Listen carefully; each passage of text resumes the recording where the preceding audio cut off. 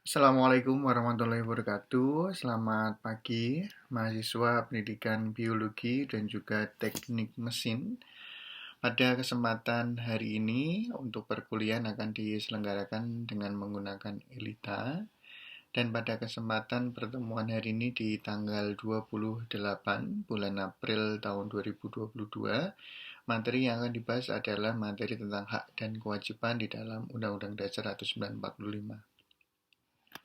Seperti yang sudah kita bahas di minggu yang lalu berkaitan dengan hak asasi manusia, ini adalah kelanjutan materi dari hak asasi manusia, yaitu berupa hak dan juga kewajiban. Ketika kita berbicara secara pengertian, hak itu adalah sebuah kebebasan yang menjadi milik seseorang yang melekat dapat digunakan dalam kehidupan sehari-hari. Sedangkan kewajiban di sini adalah suatu hal yang perlu atau harus dikerjakan untuk bisa melengkapi dari hak tersebut. Hak dan juga kewajiban adalah seperti mata uang yang tidak bisa terpisahkan ya, karena dua sisi ini selalu berkaitan.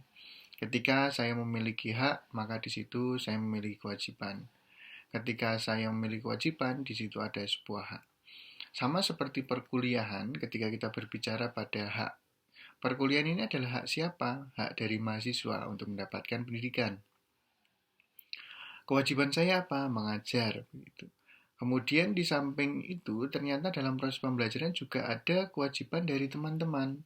Selain membayar UKT, juga kewajibannya apa? Yang mengerjakan tugas agar mendapatkan nilai, kemudian mengikuti perkuliahan dengan baik. Ini adalah timbal balik dari hak dan juga kewajiban. Hak dan kewajiban tidak bisa terpisahkan, teman-teman.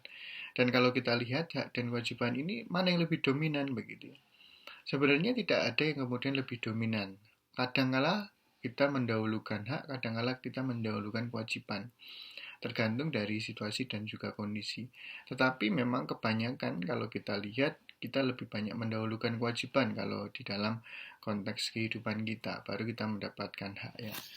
Itu berkaitan dengan hak kewajiban. Di dalam Konstitusi Negara Indonesia, di dalam Undang-Undang Dasar 1945, sudah terdapat berbagai macam hak yang ada di dalam konstitusi tersebut.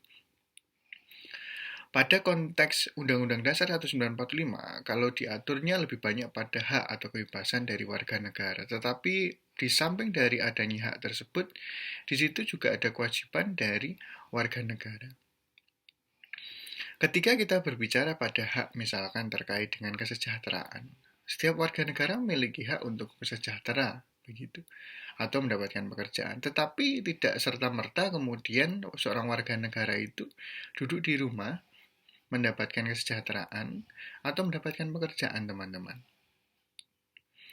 Ya, apa yang kemudian perlu kita lakukan? Ya, kewajibannya apa? Ya, kewajibannya adalah mengembangkan diri, bekerja keras, agar kita mendapatkan kesejahteraan. Karena negara kemudian tidak serta-merta semua orang itu digaji oleh negara. Semua orang mendapatkan subsidi oleh negara. Di dalam konteks ini, memang negara memiliki kewajiban untuk mensejahterakan.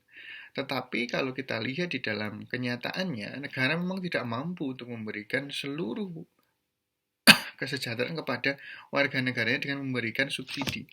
Tapi dengan cara apa ya? Dengan cara salah satunya adalah diberikan subsidi atau diberikan kepada masyarakat yang miskin begitu ya, agar kemudian bisa berkembang menjadi lebih baik.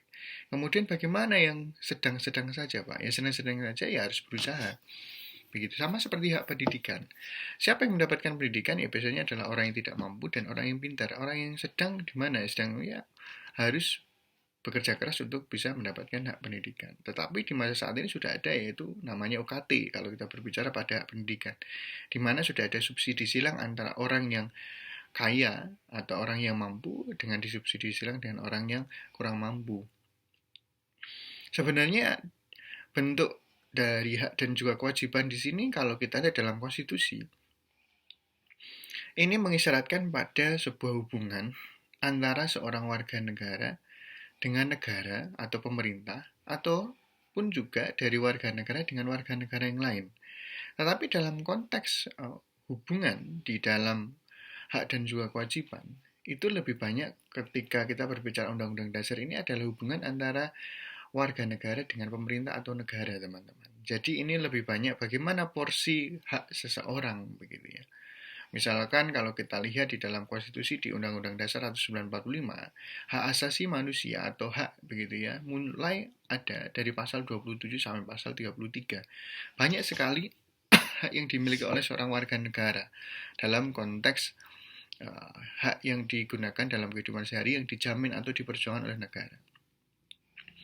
Sebenarnya untuk konteks hari ini, ketika kita berbicara pada hak jaminan sosial begitu ya, banyak sekali yang kemudian muncul ataupun juga bisa dikatakan lebih baik di masa dahulu begitu.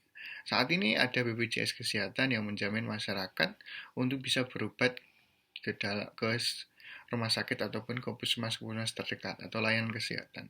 Selain itu, ada BPJS Ketenagakerjaan bagi buruh yang kemudian sudah selesai atau PHK begitu ya. Kemudian dia bisa mendapatkan tabungan atau bisa dikatakan seperti pensiunan yang sudah dilakukan selama bertahun-tahun misalkan atau sudah dikerjakan ketika waktu bekerja.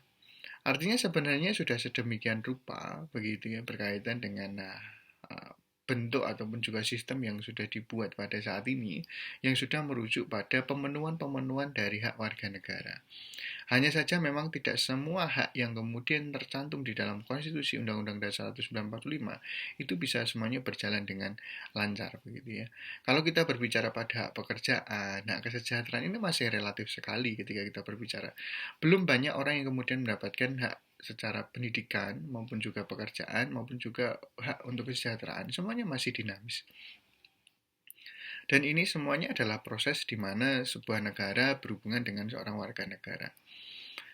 Ya, negara Indonesia bukan negara yang maju atau negara yang kaya ataupun juga negara yang kemudian mampu memberikan subsidi ke semua orang untuk bisa meningkatkan kesejahteraannya. Kalau kita berbicara pada konteks untuk kesejahteraan, kita berbicara pada subsidi.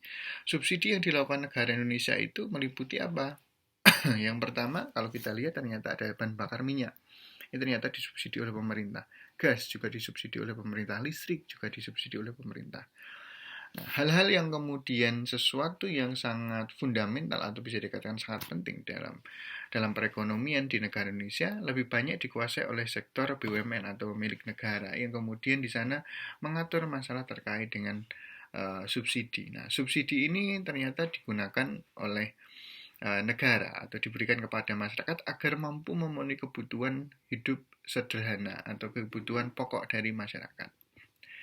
Nah, tetapi yang paling menarik sebenarnya adalah memang dalam konteks ekonomi global. Kalau kita berbicara pada ekonomi ini kan ketika kita berbicara selalu berkaitan dengan antara penawaran dan permintaan. Seperti ketika kita berbicara pada cabai. Cabai ini permintaannya banyak tetapi penawarannya sedikit atau barangnya sedikit sehingga harganya melambung tinggi. Kenapa tidak disubsidi pemerintah?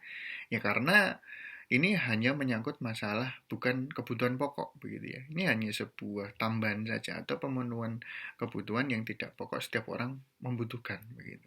Walaupun semua orang ingin atau menggunakan cabai itu. Tetapi artinya bahwa tidak semua hal itu kemudian bisa dikatakan disubsidi oleh pemerintah. Nah, yang saya ingin sampaikan adalah salah satu yang kemudian disubsidi oleh pemerintah juga ada yang disebut dengan perumahan, ada yang disebut dengan KPR ya. Ada rumah bersubsidi ini adalah sebuah bentuk bagaimana agar kita mendapatkan tempat untuk hidup atau untuk kita bisa mengembangkan diri atau melanjutkan keturunan. Baik, itu teman-teman kurang lebih sedikit cerita terkait dengan konstitusi yang ada di negara Indonesia berkaitan dengan hak dan kewajiban. Dalam konteks ini, nanti silakan teman-teman bisa mencari di dalam PowerPoint yang saya kirimkan atau dalam Undang-Undang Dasar 1945, pasal mana saja yang kemudian terdapat hak-hak warga negara begitu ya. Dan juga di samping itu ada kewajiban. Selanjutnya nanti teman-teman bisa belajar mandiri dan silahkan nanti ada tugas yaitu membuat infografis. Silahkan dibuat untuk tugasnya sebaik-baiknya, ditulis untuk nama kelompoknya di bagian bawah ya. Kemudian nanti dikumpulkan di dalam Elita. Baik, itu saja teman-teman untuk perkuliahan pada hari ini. Kemudian ini pertemuan kita sebelum Hari Raya Idul Fitri. Semoga teman-teman yang merayakan Hari Raya Idul Fitri dalam keadaan sehat walafiat dan selamat Hari Raya Idul Fitri. Mohon maaf lahir dan batin. Bagi teman-teman semuanya tetap jaga kesehatan karena liburan memang cukup lama ya sampai tanggal 8 atau tanggal 9 nanti sudah masuk kembali. Nanti silahkan teman-teman bisa menyesuaikan dan mudah-mudahan teman-teman dan keluarga di rumah dalam keadaan sehat walafiat. Terima kasih dari saya. Saya akhiri sampai bertemu lagi di pertemuan setelah Hari Raya Idul Fitri. Terima kasih teman-teman. Selamat pagi. Assalamualaikum warahmatullahi wabarakatuh.